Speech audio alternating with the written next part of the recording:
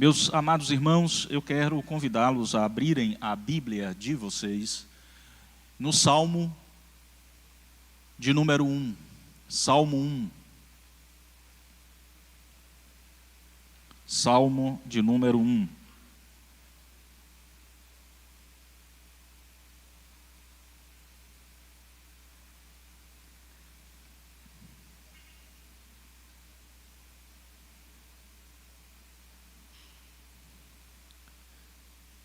Este é um salmo que comunica a verdade de que a verdadeira felicidade e bem-aventurança está no prazer na palavra de Deus. Ela vem do prazer na palavra de Deus. Se você encontrou o texto, por gentileza, esteja se colocando de pé para a leitura, a meditação. Salmo 1. Assim nos diz então a palavra do Senhor. Bem-aventurado o varão que não anda segundo o conselho dos ímpios, nem se detém no caminho dos pecadores, nem se assenta na roda dos escarnecedores. Antes, tem o seu prazer na lei do Senhor, e na sua lei medita de dia e de noite. Pois será como a árvore plantada junto a ribeiros de águas, a qual dá o seu fruto na estação própria, e cujas folhas não caem, e tudo quanto fizer prosperará. Não são assim os ímpios, mas são como a moinha que o vento espalha. Pelo que os ímpios não subsistirão no juízo, e nem os pecadores na congregação dos justos, porque o Senhor conhece o caminho dos justos, mas o caminho dos ímpios perecerá. Curve sua cabeça, feche seus olhos. Nosso Deus, estamos diante da Tua palavra, e nós cremos de todo o coração que ela é fiel e verdadeira, ela é eficaz, e ela tem poder penetrante sobre nossa alma. Que ela possa penetrar o nosso coração. Que ela possa confrontar áreas nas nossas vidas que precisam ser confrontadas. Que ela precisa fazer o ajuste que é necessário. Que a Tua palavra, ó Deus, nos edifique, nos fortaleça. E que saiamos daqui alimentados pela Tua palavra. Porque nela e dela provém vida e poder. Por isso fala, Senhor, aos nossos corações. Ministre, por meio do Teu Santo Espírito, a nossa alma, porque nós desejamos e anseiamos por ouvir a Tua voz. Oramos a Ti, Senhor, crendo que o Senhor haverá de falar aos nossos corações, no nome de Jesus.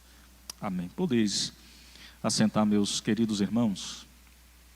A verdadeira felicidade e bem-aventurança vem do prazer na palavra de Deus. Queridos, o Salmo 1 e 2, eles estão de forma estratégica organizados aqui como introdução de todo o livro dos Salmos. Não foi aleatório a escolha desses dois salmos, o 1 e o 2. Estrategicamente, eles são colocados porque toda a temática que nós vamos ver em todos os salmos, 150 salmos, essa temática ela vai emanar daquilo que nós temos no salmo de número 1 e no salmo de número 2.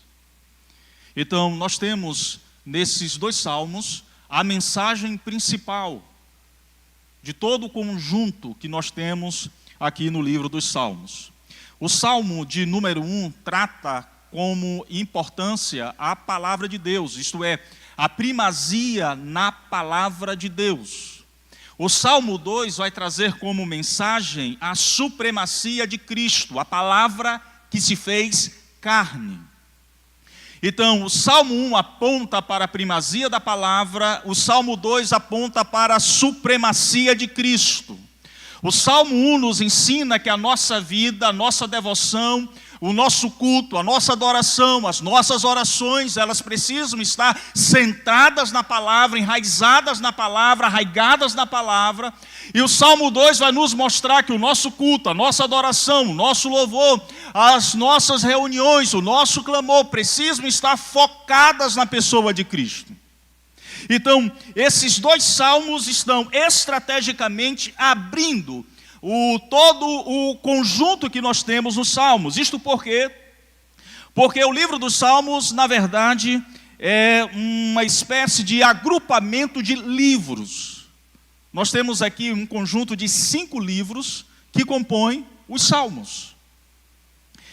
Do Salmo 1 ao Salmo 41, nós temos o primeiro conjunto de livros aqui. Do Salmo 42 ao Salmo 72, o segundo conjunto de livros. Do Salmo 73 ao Salmo 89, o terceiro. Do Salmo 90 ao Salmo 106, nós temos o quarto. E do Salmo 107 ao Salmo 50, o quinto volume de livros que temos nos Salmos. Então, a introdução de todo o conteúdo que nós vamos estudar nesses 150 salmos começam do Salmo 1 e Salmo 2, ditando o ritmo, a temática e o ensinamento e os fundamentos e os princípios que Deus quer que seu povo absorva e aprenda. Então, diferente de outros livros da Bíblia, que são geralmente livros históricos ou proféticos, os salmos, eles são uma coleção de cânticos, uma coleção de orações, de poemas, que são usados na adoração e na meditação espiritual.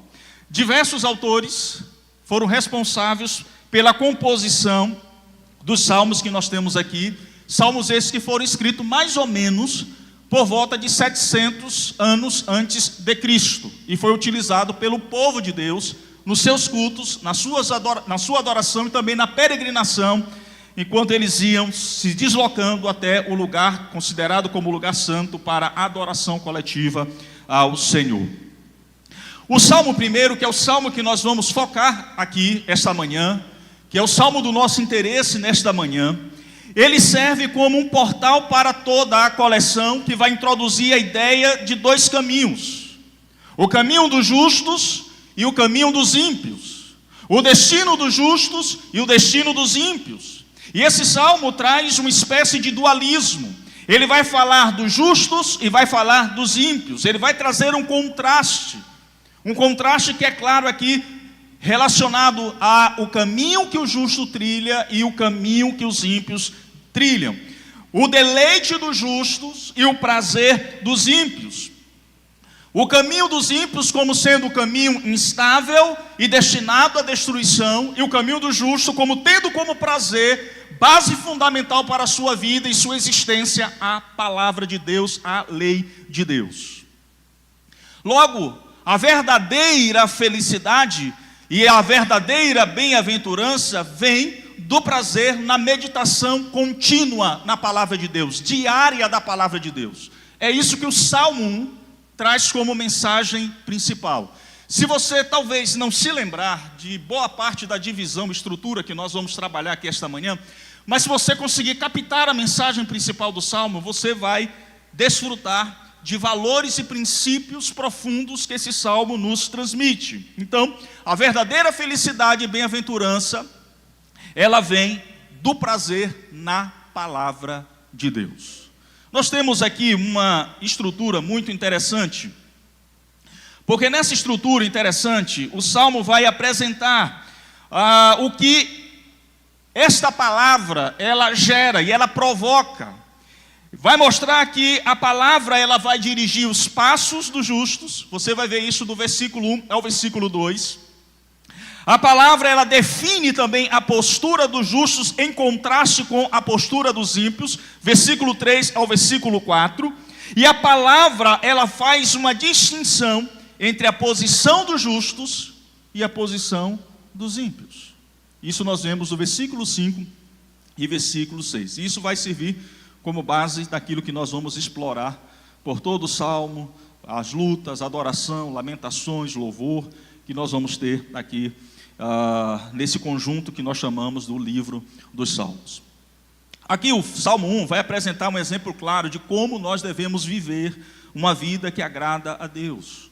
Uma vida que deve ser baseada na obediência. Uma vida que deve ser baseada no prazer na sua lei, no prazer na sua palavra.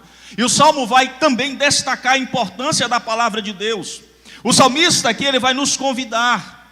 Vai convidar nós como adoradores, como servos de Deus, a adorar ao Senhor usando como base, usando como referência as Escrituras, tendo as Escrituras como base fundamental do nosso culto, da nossa adoração, do nosso louvor, das nossas reuniões. Assim deve ser, irmãos, o nosso culto, os nossos cultos, assim deve ser os nossos ajuntamentos, assim deve ser as nossas reuniões. Todas elas devem ter a palavra como base, a palavra como fundamento, a palavra como norteadora. Um culto não pode ser desprovido da palavra. Um culto não pode ter atividades, não pode ter ações que sejam desprovidas do norte que a palavra dá. Em todo culto, em toda ação, em toda atividade, quer seja nos cânticos, nos louvores, nos recitativos, quer seja na proclamação, naquilo que falamos, a palavra precisa ser o fundamento. E uma vez que nós fundamentamos a nossa vida, a nossa adoração e o nosso louvor pela palavra, Deus, Ele então se agrada. E uma vez que o nosso culto e as nossas ações estão pautadas na palavra, nós somos bem-aventurados. Nós somos felizes por destacar e ter a palavra como primazia em nossas vidas. Então, a verdadeira felicidade, segundo o Salmo 1, ela não é encontrada nas riquezas que esse mundo pode oferecer, ela não é encontrada nos prazeres que este mundo oferece, mas no prazer na palavra de Deus. E esse deleite, essa meditação contínua na lei do Senhor, ela vai trazer estabilidade, ela vai trazer frutificação, vai fazer com que a nossa vida seja bem sucedida, vai trazer um senso de propósito profundo para a nossa existência, em contraste com a futilidade, em contraste com a instabilidade daqueles que não amam a palavra de Deus e desprezam a palavra de Deus. Então, a verdadeira felicidade, ela está no prazer na palavra de Deus, primeiro, porque a palavra de Deus, ela dirige os passos dos justos. Olha o que o versículo 1 e versículo 2 nos diz aí.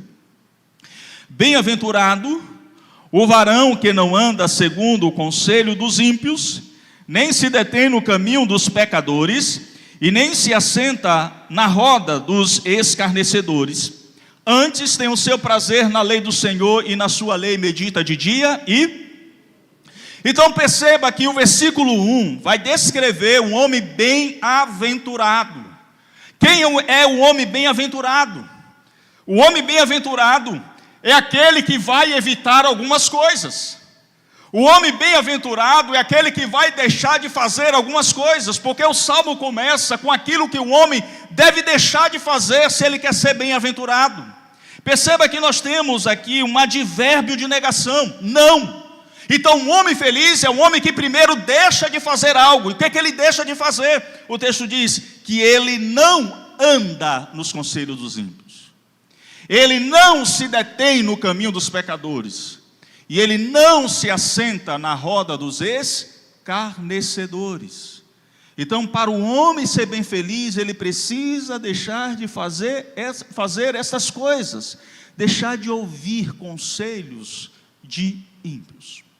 Enquanto o mundo, em busca dos prazeres, da alegria, da felicidade, fica a ouvir os conselhos de ímpios, se detém em caminho de pecadores e se assenta na roda de escarnecedores, o justo, ele rejeita todas essas coisas, porque ele sabe que a verdadeira felicidade não vem em ouvir a ímpios.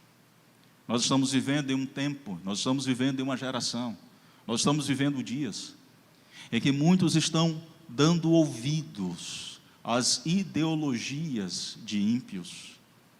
E o que é pior é que no nosso meio, aqueles que estão abraçando esses conceitos, estão invertendo valores e estão moldando a sua teologia à luz do movimento mundano. Isso é perigoso, porque quando nós rejeitamos a palavra de Deus, consequências vêm sobre nós. Quando nós deixamos de ouvir a palavra de Deus, o nosso destino é a destruição. E aqui é onde mora o perigo, porque um homem feliz, um homem bem-aventurado, a pessoa bem-aventurada, a pessoa feliz, ela deixa de fazer essas coisas. Então o texto começa por esse advérbio de negação. Ele não faz, ele deixa de fazer essas coisas, ele deixa de ouvir a ímpios. Mas o texto também vai mostrar que esse homem que deixa de fazer essas coisas, ele faz outra. Ele não faz isso porque ele tem um prazer em outras coisas. E é o que o verso de número 2 vai nos chamar a atenção. Que antes ele tem o seu prazer na lei, e na sua lei ele medita de dia e de noite. Perceba, ele não tem prazer em ouvir conselho dos ímpios. Ele não tem prazer em se deter no caminho de pecadores. Ele não tem prazer em assentar-se à roda de escarnecedores. Porque o seu prazer está na lei, isso é, na palavra de Deus. E na palavra de Deus ele medita de dia e de noite. Aqui é uma ideia de intensidade. Aqui é uma ideia de continuidade. Aqui é uma ideia de uma ação diária, uma ação contínua. Ele tem prazer na palavra, ele busca a palavra, ele quer a palavra, ele ama a palavra, e diariamente ele está buscando a palavra. Ele quer ouvir a voz de Deus, a orientação de Deus, o conselho de Deus, a direção de Deus para todas as áreas da sua vida, porque ele sabe que somente Deus pode dar o direcionamento correto, e somente em Deus nós temos a palavra de felicidade, e somente em Deus a nossa alma pode se realizar. Então ele busca isso na palavra de Deus, tendo prazer na palavra de Deus. Então o verso 2 vai enfatizar que a delícia desse justo, desse homem bem-aventurado, está na lei do Senhor, e ele vai meditar de dia e de noite. E aqui envolve aquilo que nós estamos batendo nesses últimos tempos. Não há como construir esse prazer se a gente não dedicar um tempo para a nossa vida devocional. O crente que ama ao Senhor, ele vai dedicar um tempo para a sua devocional, o seu momento de devoção, um momento a sós com Deus, um momento que ele separa para ouvir a voz de Deus, ser tratado por Deus, pela palavra de Deus, ser quebrantado, ser quebrado, ser confrontado pela palavra de Deus. Ele separa um dia, quer seja as primeiras horas do dia, quer seja as últimas horas do seu dia. O importante é que ele tenha diariamente esse contato e que seja o melhor momento para ele, que ninguém interrompa, e tenha o prazer de se deliciar na palavra. Todo crente precisa de vida devocional. Nós precisamos entender, irmãos, que esse grande ajuntamento deve revelar a nossa relação que temos com o Senhor dentro do nosso quarto. Que esse grande ajuntamento deve ser uma expressão daquilo que buscamos do Senhor diariamente. Porque aqui, no grande ajuntamento, nós nos ajuntamos para adorar aquele que nos fez um só povo, através do sangue de seu Filho Jesus Cristo. Mas a nossa vida com Deus precisa ser uma vida diária, caminhada diária. Então, como está a sua comunhão, a sua devoção a Deus? Você tem prazer na palavra de Deus? Você lê a palavra de Deus diariamente?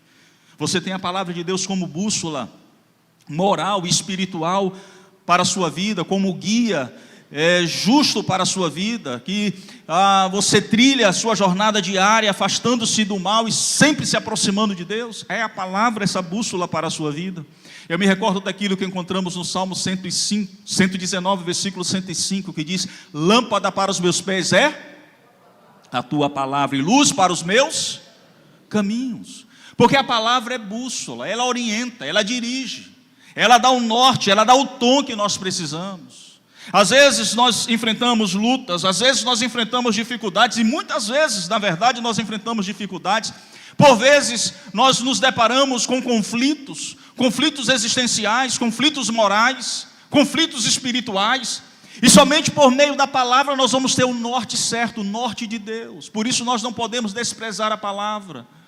Quando nós enfrentamos lutas e dificuldades, às vezes a gente os nossos ouvidos dão vozes a tantas outras vozes, abre para tantas outras vozes, e menos para a palavra de Deus e a orientação de Deus. É por isso que nós vamos ver muitos crentes desnorteados, se perdendo na trajetória, se perdendo no caminho, fazendo aquilo que não agrada a Deus, porque deixou de ouvir a voz de Deus pela palavra.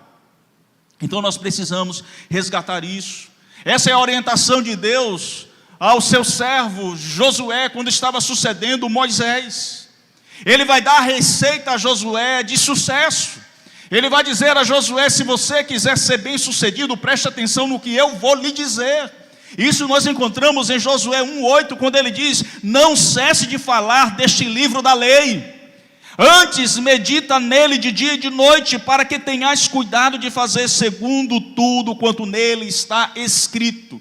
Se você quiser, Josué, ser bem sucedido, não aparte da tua boca o livro desta lei. Fale, ensine, mas medite diariamente, porque se você meditar e cumprir, obedecer tudo aquilo que nela está escrito, isso é, no livro da lei está escrito, você será bem sucedido. Esta palavra de Deus a Josué é a palavra que ecoa do Antigo ao Novo Testamento, que serve para mim e para você.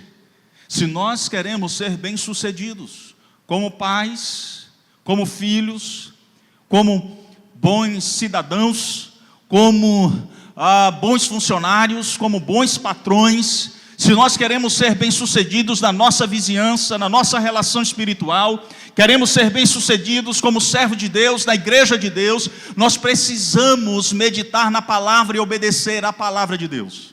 Precisamos ter o prazer de ser guiados pela palavra de Deus, porque uma igreja que tem a palavra como base, a palavra como bússola, a palavra como fonte norteadora, ela é uma igreja bem-sucedida. Preste atenção no que eu vou lhe dizer. E eu vou tentar trazer de uma forma bem clara para que não haja uma distorção ou uma má compreensão daquilo que vai ser dito aqui. O que alimenta, o que torna uma igreja bem-sucedida, o que torna uma igreja frutífera, é a palavra de Deus. Não são os eventos. Preste atenção nisso. Os eventos, eles podem ter um valor, eles podem ter uma certa importância na vida da igreja. E com isso eu estou dizendo que a gente não deva fazer algumas atividades, devemos. Mas entendam que não é o evento ou os eventos que movimenta, que traz crescimento, que torna uma igreja frutífera, não. O que torna uma igreja frutífera é a palavra de Deus. Quanto mais ela ama a palavra, vive a palavra, obedece a palavra e medita na palavra, mais Deus torna essa igreja frutífera, mais Deus faz essa igreja crescer e se desenvolver.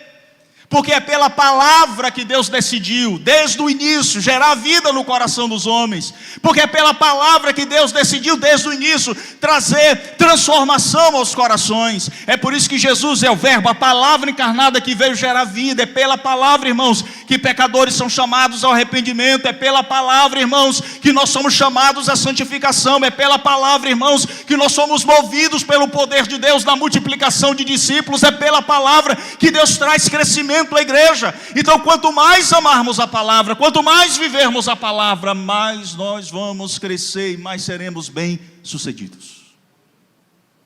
Então é a palavra. E o que eu aprendo aqui? Eu aprendo que a verdadeira felicidade, ela é encontrada na obediência à palavra de Deus. Os justos, irmãos, devem se afastar das influências negativas e eles devem buscar a orientação divina que venha, emane da palavra. Por isso, avalie as suas influências. De onde vêm as fontes de suas influências nas tomadas de decisão? Ela vem da palavra ou ela vem de conselho de ímpios? Então se afaste dos conselhos dos ímpios e alinhe a sua vida à vontade de Deus. Busque a orientação da palavra de Deus, incorpore a meditação, o estudo da Bíblia na rotina diária. Tenha o seu prazer na lei do Senhor, e na lei do Senhor medite de dia e de noite, porque a verdadeira felicidade, ela é moldada pela direção que a palavra de Deus oferece, que a palavra de Deus, ela fornece. Queridos, assim como a palavra de Deus, ela dirige nossos passos, ela também, em segundo lugar, define a nossa postura em contraste com a dos ímpios. A palavra de Deus, ela dirige os nossos passos, mas ela também define a nossa postura. O que é que nos diz o verso 3 e 4? Pois será como a árvore plantada junto a ribeiro de águas, a qual dá o seu fruto na estação própria, e cujas folhas não caem, e tudo quanto fizer. E não são assim os ímpios, mas são como a moinha que o vento. Olha que coisa interessante. Nós olhamos para o verso 1 e verso 2, nós vemos que o homem bem-aventurado, primeiro ele começa evitando algumas coisas. E que coisas são essas que ele evita? Ele evita o conselho dos ímpios, ele evita se deter no caminho de pecadores, e ele evita se assentar na roda de escarnecedores. Por quê? Porque o seu prazer está onde? Na lei. E na lei do Senhor o que ele faz? Medita de dia e de noite. E aí o texto vai dizer o que essa palavra faz com esse homem que tem um prazer na lei do Senhor. Aquele que tem um prazer na lei do Senhor, ele é comparado a algo. O texto diz, pois será como plantada junto a ribeiro de quê? A qual dá o seu fruto onde? E cujas folhas não caem. Então o justo é comparado a uma árvore que está plantada junto à corrente de águas, que dá frutos na estação própria, e as folhas elas não caem. Verso 4, em contraste, compara os ímpios à palha que o vento espalha. É levada pelo vento, é carregada pelo vento. Aqui nós temos a imagem da árvore frutífera, que simboliza, irmãos, estabilidade, prosperidade, vida abundante, que a palavra de Deus traz aos justos. Eu não sei se você parou para prestar bem atenção no que o versículo traz, o texto traz. Aqui nós vamos ver a característica daquele que tem prazer na lei do Senhor, que medita na lei do Senhor. Nós temos 4 características aqui. Preste atenção primeiro para o verso de número 3. O verso de número 3 diz que este homem que tem o prazer na lei do Senhor e medita nesta lei de dia e de noite, ele é como árvore, isto é, que está plantada junto a ribeiros. Aquele que tem prazer, o homem bem-aventurado, ele tem sua vida enraizada na palavra. As suas raízes estão na palavra. Esse homem é alguém que está construindo a sua vida, está construindo o seu alicerce na palavra. Aquilo que o nutre, aquilo que o alimenta, aquilo que o faz crescer, aquilo que o faz desenvolver, aquilo que o faz frutificar é a palavra. Então ele está na palavra, enraizado na palavra, alimentado pela palavra. Então nós somos chamados a viver uma vida em que as nossas raízes estejam na palavra, fundamentada na palavra, irmãos. Que a minha conduta é a sua conduta, que a minha prática e a sua prática, que a minha vida espiritual e a sua vida espiritual esteja arraigada na palavra, enraizada na palavra. O texto ainda diz, aqui ainda no verso de número 3, que este que tem a sua vida, tem um prazer na palavra e tem a sua vida enraizada na palavra também, ele tem uma vida que é nutrida pela palavra. O Espírito Santo nutre a sua vida pela palavra, pois será como árvore plantada junto a ribeiros de águas, a qual dá o seu fruto na própria estação. Então o Espírito Santo nutre a vida deste pela palavra de Deus, assim como a árvore, ela é nutrida estando na beira de águas correntes. Assim a vida dos justos, do bem-aventurado, do homem, da mulher feliz, é nutrida pela palavra. Busca o alimento na palavra. Infelizmente nós vivemos um tempo em que as pessoas estão desprezando a palavra, e o que é pior, pessoas no nosso meio que proclamam fé em Jesus estão desprezando também a palavra. É muito comum, recorrente, nós vemos programações que são chamadas de louvorzão. Alguém diz assim: olha, vai ser uma noite de louvorzão, só vai ser louvor, só louvor. E aí tem gente que ainda faz uma divulgação e diz assim: não vai ter pregação da palavra, como se isso fosse algo extraordinário. Alguma coisa de certo está fora do seu contexto. como é que eu posso considerar um movimento na minha vida, ou qualquer ação na minha vida, ou qualquer culto, que a palavra ela não tem primazia? E o que é pior é que a maioria das nossas canções não cantam a palavra, não cantam a Bíblia. E a gente precisa ter muito cuidado com aquilo que a gente canta, porque existe muita coisa que está centrada no homem, no prazer do homem, na satisfação do homem, e não na exaltação e glorificação de Cristo. Porque as nossas canções precisam declarar a nossa fé, aquilo que cantamos precisa proclamar a nossa fé, precisa proclamar a palavra, anunciar a palavra, denunciar pecado, anunciar o Evangelho de Cristo. Então, nós estamos vivendo uma geração que está desprezando a palavra, mas aquele que é feliz, o bem-aventurado, ele tem a sua vida enraizada na palavra e é nutrido pela palavra. Porque, irmãos, o Espírito Santo nutre a igreja dele quando a palavra de Cristo é primazia. Se nós queremos ter a nossa alma nutrida, precisamos valorizar a palavra. Porque sem o nutriente da palavra nós vamos perecer. Nós não vamos crescer, nós vamos estagnar. Precisamos valorizar a palavra, dar a primazia à palavra. Esse justo também, ele tem uma outra característica aqui. Ele frutifica na estação própria. A ideia aqui é de que aquele que tem raízes na palavra e é nutrido pela palavra, ele vai produzir, ele vai frutificar. A vida do justo, a vida do homem, a vida da mulher que está firmada, fundamentada na palavra, é uma vida que frutifica, é uma vida que produz para a glória de Deus, é uma vida que gera outros frutos para a glória de Deus, porque quanto mais nos alimentamos da palavra, mais cheio da palavra estamos, e quanto mais cheio da palavra estamos, transbordante dessa palavra estamos, mais queremos que outras pessoas sejam alcançadas pelo poder desta palavra. Então, na medida que nós nos enchemos da palavra, somos movidos a produzir frutos para a glória de Deus. Sem a palavra, nós seremos infrutíferos, crentes estéreos. Precisamos nos voltar para a palavra, para que a palavra de Cristo esteja em nós e nós estejamos em Cristo, e assim produziremos frutos para a glória dele. Iremos fazer discípulos, multiplicar discípulos para a glória do Senhor. E a quarta característica aqui é que ele vai prosperar pela palavra. O texto diz na parte final: e cujas folhas não caem, e tudo quanto fizer, prospere.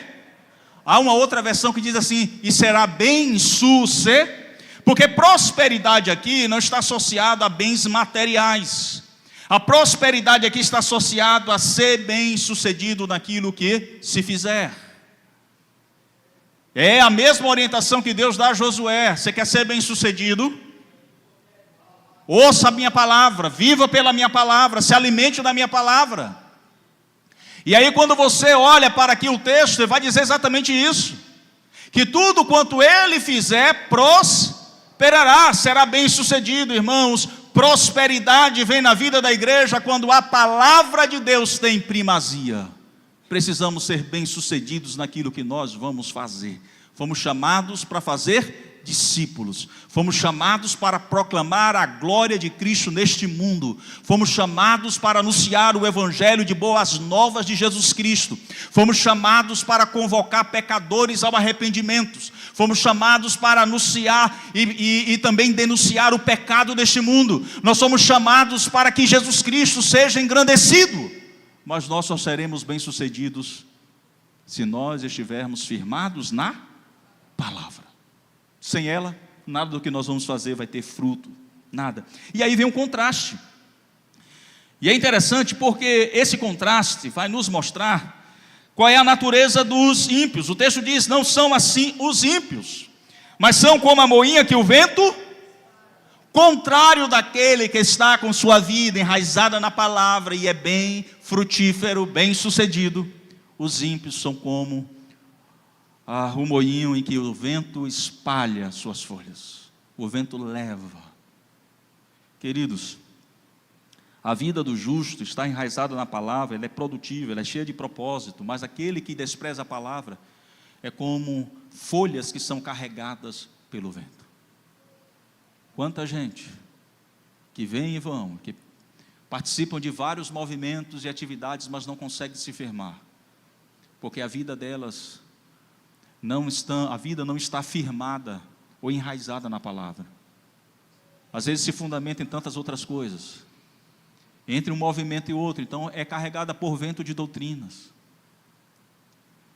Se você buscar se fundamentar na palavra, a sua vida não será como a do ímpio, em que o vento espalha, mas que tenhamos raízes profundas.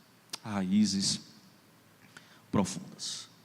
A palavra de Deus, ela define a postura de estabilidade e frutificação na vida do justo. E agora nós vamos ver como a palavra, ela faz distinção clara entre a posição dos justos e a dos ímpios. Olha o verso 5 e 6. O texto diz assim: pelo que os ímpios não subsistirão no juízo, nem os pecadores porque o Senhor conhece o caminho dos justos, mas... Queridos, o versículo 5 afirma que os ímpios não subsistirão no juízo, e nem os pecadores na congregação dos justos. O versículo 6 conclui que o Senhor conhece o caminho dos justos, mas o caminho dos ímpios perecerá, será destruído. Deus, em sua justiça, separa justos e ímpios. Ele vigia e guia os justos, mas o caminho dos ímpios, ele levará à destruição. A palavra, inclusive, ela proclama esta verdade, que os justos não prevalecerão, eles serão destruídos.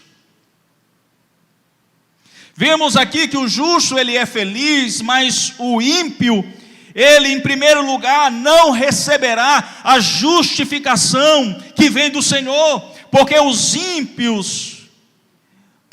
os perversos não prevalecerão no juízo, os ímpios não prevalecerão no juízo.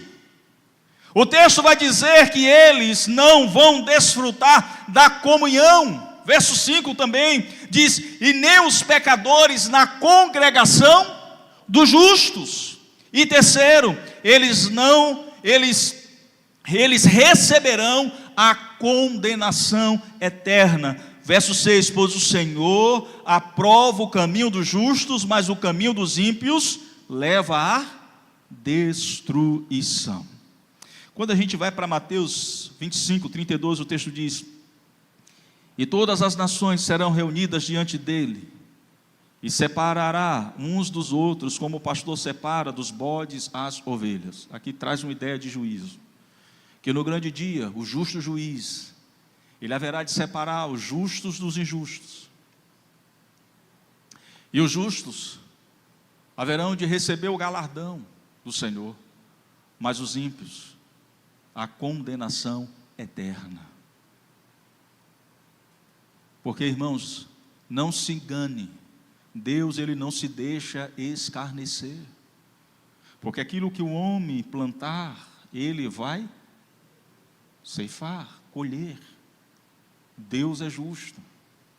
Jesus virá, ele voltará, e ele virá não mais como Salvador, mas como juiz sobre toda a terra, e os ímpios haverão de prestar contas no juízo, e eles não vão prevalecer. Isso deve gerar na gente uma inquietação, porque de um lado nós fomos justificados na pessoa de Cristo Jesus, não porque haja em nós merecimento algum, mas porque Jesus, a palavra de Deus, se fez carne, habitou entre nós, carregou sobre si o peso do meu e do seu pecado, e lá na cruz nos trouxe o perdão dos nossos pecados, imputando em nós a justiça dele. E agora, por meio de Cristo, nós somos justificados, isto é, já não há mais peso de condenação nenhuma para nós que cremos em Cristo Jesus. Nós temos esse grande privilégio, justificados em Cristo, e vamos prevalecer, desfrutamos da comunhão na congregação, e vamos desfrutar desta comunhão com nosso Pai Celestial por toda a eternidade. Mas isso deve gerar na gente um certo desconforto, porque há este mundo ímpio, há pessoas que precisam ouvir a mensagem salvadora de Jesus Cristo. E nós precisamos proclamar essa mensagem de salvação. Salmo 37, 18 diz que o Senhor conhece o dia dos íntegros, e a herança deles permanecerá para sempre. Eu aprendo, irmãos, que a justiça de Deus garante que os justos sejam protegidos e os ímpios enfrentem as consequências de suas ações. Então, só em Cristo, somente em Cristo, é que o homem pode se livrar do juízo divino que está para cair sobre toda a terra. Só em Cristo. Porque sobre nós, que cremos em Jesus, o peso da ira de Deus foi apaziguada em Cristo e desviada para Cristo, de forma que sobre nós pesa o sangue de Jesus. Mas os ímpios que desprezam esta graça, da qual nós proclamamos por meio do Evangelho, esses haverão um dia de sentir o peso do cálice da ira de Deus. Por isso devemos buscar viver uma vida de retidão, de acordo com a palavra de Deus, com a orientação da palavra de Deus, viver em obediência à palavra de Deus. Devemos refletir, irmãos, sobre o destino eterno e alinhar a nossa vida aos princípios divinos. Estávamos perdidos, mas Jesus nos achou e nos salvou, e agora nós temos a alegria e a esperança eterna de viver para sempre com o nosso Senhor. Mas os ímpios serão destruídos. A palavra de Deus aqui faz distinção clara da eternidade entre justos e ímpios. Portanto, tendo examinado o papel da palavra na vida dos justos, eu quero concluir esta manhã afirmando que a verdadeira felicidade é encontrada no prazer na palavra de Deus. A verdadeira felicidade e bem-aventurança está no prazer na palavra de Deus, ou vem do prazer na palavra de Deus. Por quê? Porque a palavra de Deus é ela que dirige os passos dos justos. Os justos aqui, aqueles que foram alcançados por Jesus Cristo. Esta palavra também, ela faz distinção entre a posição dos justos e dos ímpios, a conduta dos justos e a conduta dos ímpios. E esta palavra é ela que define também o nosso comportamento diante da sociedade, que nos faz ser diferentes dos ímpios. Que nós possamos encontrar a verdadeira felicidade na palavra de Deus, que tenhamos o prazer na palavra de Deus, que possamos meditar na palavra de Deus, que é por meio da palavra. É por meio da palavra, irmãos, que nós conhecemos ao Senhor, sua santidade. É por meio da palavra que a nossa vida é alinhada à vontade dEle.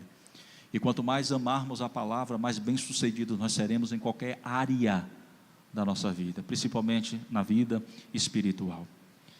Que assim sejamos como o homem bem-aventurado do Salmo 1, que se deleita na lei do Senhor de dia e de noite. Amém?